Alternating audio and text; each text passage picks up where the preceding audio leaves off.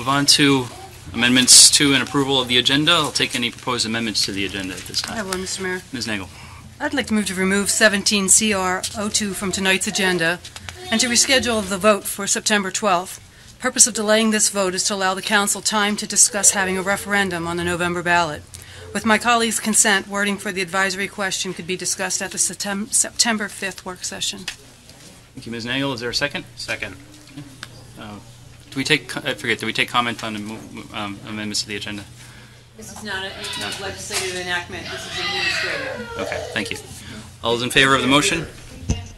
I asked if there was an opportunity to take comment on the motion, and according to our procedure, the motion is to amend the agenda. You'll have an opportunity to speak in a moment, ma'am. The motion is to amend the agenda to remove the item 17-CR-02 and to put it on the agenda for a later date, September 12th. September 12th. Okay, all those in favor of the motion signify by saying aye. Aye. Aye. Opposed? Abstentions? The motion carries. Okay, right. Mr. Day, do you have a motion to amend the agenda? I was just going to move to, I don't know if we need to make a motion to remove the presentation, item 10 on the agenda. Right. We have a motion to remove item number 10, the presentation from the agenda. That's a motion by Ms. Kuyava. Is there a second? Second. Second by Ms. Nagel. All those in favor say aye. Aye. Aye. Opposed? Abstentions? The motion carries. We'll move on then to a public comment on consent agenda and non-agenda items. Now, to review what just happened, there was just a motion to postpone the consideration of 17-CR-02 until September 12th. However, I know that there are some people here who are here to comment on this item at this time. The council will not be discussing any further or voting on this motion this evening. It will be brought up again, as mentioned, on September 12th. However, this is a time that if you would like to comment on any item that is not on the agenda or any consent agenda item, which an item that is now not on the agenda is 17-CR-02, this is the time to do so. I do invite you to please fill out a card with your name and address as you come to the podium to speak. So at this time, if you would like to come forward, ma'am, please come to the podium. If you have a moment, Mr. Mayor, you might want to take a motion to approve the agenda as amended. Thank you. Thank you. I appreciate that. I forgot to do that. I'll take a motion to approve the agenda as amended. Motion by Ms. Kuyava, second by Mr. Day. All those in favor say aye. Aye. Opposed? Abstentions? The motion carries. Thank you. Now at this time, I'll take comment at the podium on any items that are not on the agenda or that are on the consent agenda. My name is Rafael DeGennaro, resident of Indian Lane. Regarding the motion that was postponed, CR-02, I have two quick questions. First, the effective date would have been 50 days after passage. If it were passed on September 12th, would it be effective for this year's election? No, it would not. And the second question is, it's a pretty big deal in terms of the policy that's contemplated. A more moderate policy that's been adopted and used in some other jurisdictions is that green card holders, resident aliens, would have the right to vote, but not other non-citizens. I realize there's been a process, and I apologize for coming late to this. Were those kinds of alternatives considered? You can ask the individual council members if they thought about those options. It has not been formally discussed in the council. Councilmember Nagel, I think you're the sponsor. And I realize there was a public hearing session back in July, and I apologize that I missed it. Did you, or was that discussed at that session, or have you considered that as an alternative? It's been discussed. We did talk about it. I would be interested in learning of the other jurisdictions that you say that have gone that route and adopted that. I don't know of any. My understanding is that it really, while it sounds like a nice way to go, that it would be, the idea behind not doing that is to not put the city in the position of having to monitor immigration status. So, and again, I would welcome knowing what other jurisdictions have gone that route and to be able to see what's happened there. I think, sir, when I say jurisdictions, it may be other states of the United States. Yeah. Sir, if you have further questions for the council, I don't want this to be a back and forth. This is a time for resident testimony, so I'd appreciate it. Thank you. Communicate offline. Thank you. I'm here tonight on the resolution that was just moved, the action item that was just moved to September. Thank you for letting me speak anyway. The root of a peaceful community is tolerance, kindness, and inclusion, especially in the United States of America that grew to its current level of occupancy based on the acceptance of others. moving from the national level to our own city, the only way to continue to move forward with agendas that represents their heterogeneity and tolerance is to allow each and every person of age to vote for you, our representatives, for whom these same people comply with to further growth and development in a community where demographics are beautifully diverse. Sadly, given the national state of affairs where two brothers who contributed much to their community were deported, it is sadly unlikely that undocumented human beings will vote in our city elections because of the fear of being deported. We cannot have a double standard in our city where residents who are invested in our community and comply with your ordinances cannot vote for you, the same people who request their compliance. At the recent public meeting on this issue, individuals have expressed unfairness of non-citizens voting for our city representatives.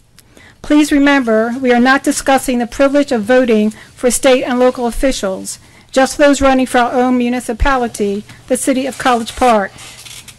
We also cannot have a second double standard where individuals passing through with minimal to zero investment in our city, who are not invested residents of our city, be allowed to vote for you. The path to citizenship is complicated and very expensive. For example, an application for a green card holder to apply for naturalization requires close to $1,000.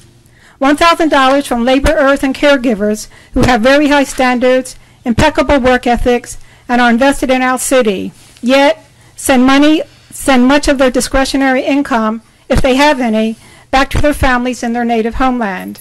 Frankly, it is these individuals to whom we should pay attention because these beautiful immigrants role model tolerance, kindness, and inclusion. For approximately the last 17 years or so, I have been integrally involved with caregivers in different capacities, all of whom prioritize and maintain the dignity of others.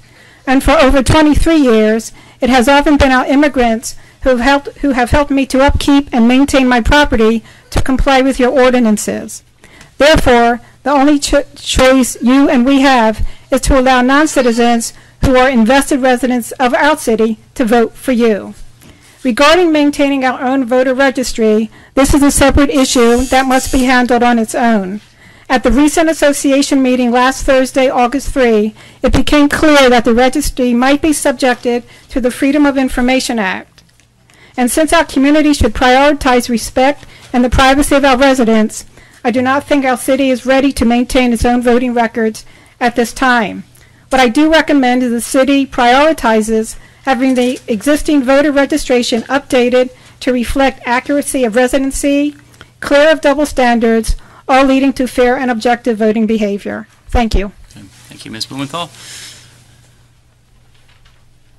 Mr. Provost, good evening. Ms. Shum? Thank you. Anything I say here tonight is strictly the view of myself and my family. My wife and I and our son, we're Christians, and we believe in the teachings of Jesus, and we believe in the teachings of the Bible, which teach that our Savior was an all-inclusive person who died for everybody. And we try to remember turning the other cheek. We try to remember to love thy neighbor as thyself. I served overseas for this country in Iraq and Afghanistan, not as much as you did, good sir. But we do love this country, and our son, who's an immigrant, just became a United States citizen. And so we've tried to look at this issue from all fronts on the motion that was just moved. I'm not going to be here on September 12th, so I just would like to state my piece now. I feel that if council goes through with this motion, that it dilutes the meaning of citizenship. If we give all the rights, privileges, and responsibilities of citizenship away without having somebody to go through the citizenship process, it really dilutes what citizenship means.